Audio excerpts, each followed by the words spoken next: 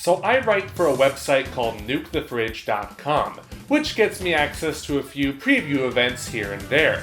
And just last week, I was invited to a press event for Doom Eternal.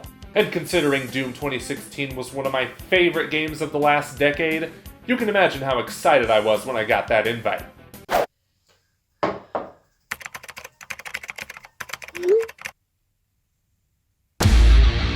Yeah, I got to play Doom Eternal. Who wants to touch me?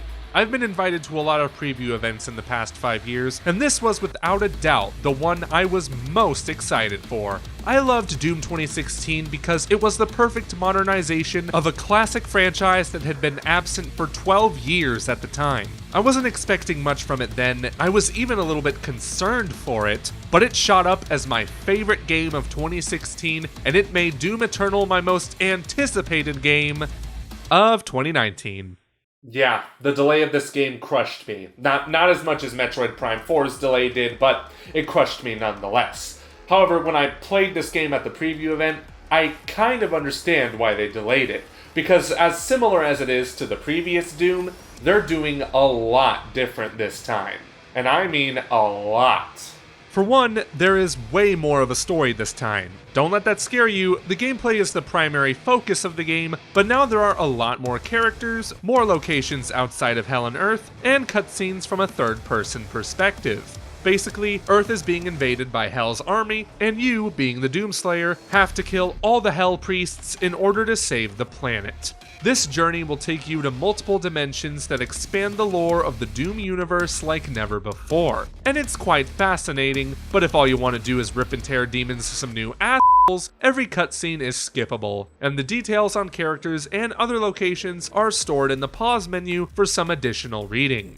That's what I loved about the last Doom game as well. The story is there if you want it to be, and you won't hurt the developers' feelings if you decide to skip all that. Even then, I played the first 3 hours of the game, and only about 5 minutes of my session were filled with cutscenes. Most of the time, I was doing what anyone does playing Doom, killing demons with some big f***ing guns. No, I did not get the BFG while playing, but the super shotgun has a grappling hook, so that's cool. Everyone knows a game sequel isn't truly great unless it has a grappling hook. Game Design 101. The intensity of Doom Eternal picks up way faster in the beginning than it did in the last game. You're already introduced to some pretty powerful enemies new and old, and the old enemies are more powerful here than in the last game. I was playing on the normal Hurt Me Plenty difficulty, one that I mastered in 2016 Doom, and Eternal is noticeably harder. If this is going to be your first Doom game, then you're going to be dying a lot if you play on this difficulty. I think I died about 5 times in my session, but I had a ton of close calls where I would just run around panicking, trying to find some health pickups or a demon I could chainsaw for some health. Then I remembered I picked up a 1-up and I turned out just fine. Yes, while the game is harder this time around, it does a few things to help level the playing field, like adding these 1-up collectibles and giving enemies weak points. We're not just talking about giant enemy crab weak points, but exploits that weaken the enemy's attacks or put them into a stagger state. You know those caca demons? Now you can throw a grenade in their mouth to stun them and rip their eye out. No, I did not add that sound effect. That plays every time, even when you blow their heads off. Also, the rockets on a Revenant deal way more damage, but now you can blow them off their shoulders. Matter of fact, you can become the Revenant, and it is as fun as it sounds.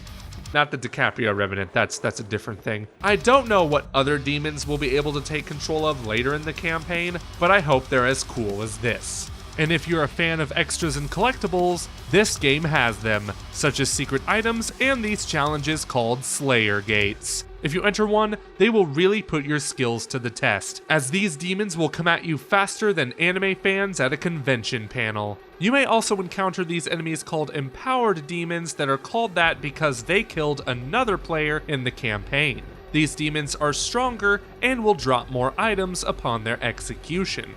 This one in particular killed a player named Bethesda 05. And considering this game isn't out yet, the developers should probably figure out who this player is and bring him or her to justice. Piracy is not a victimless crime.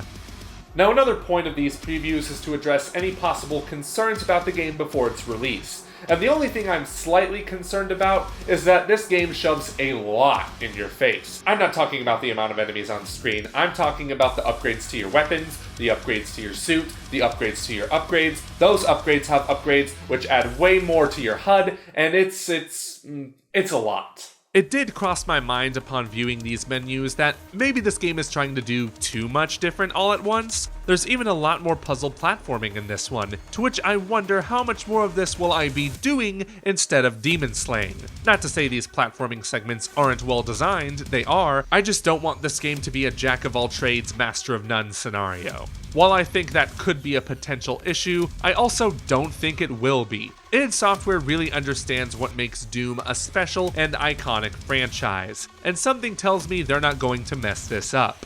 So far it feels better than the last game in a lot of ways, and I'm glad they're taking those extra few months to really refine and make this something truly special.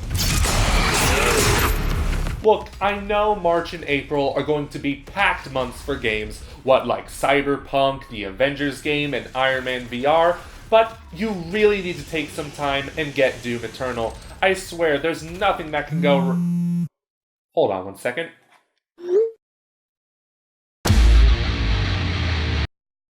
Hey, thank you so much for watching this video here on FerrisWheelPro. If you liked it, be sure to hit that thumbs up button and subscribe if you're new to be notified when I upload another one. Special thanks goes to my Patreon supporters, Justice2Free, Stephanie Ferris, and Smash JT. Again, thank you so much, and I'll see you on the next ride.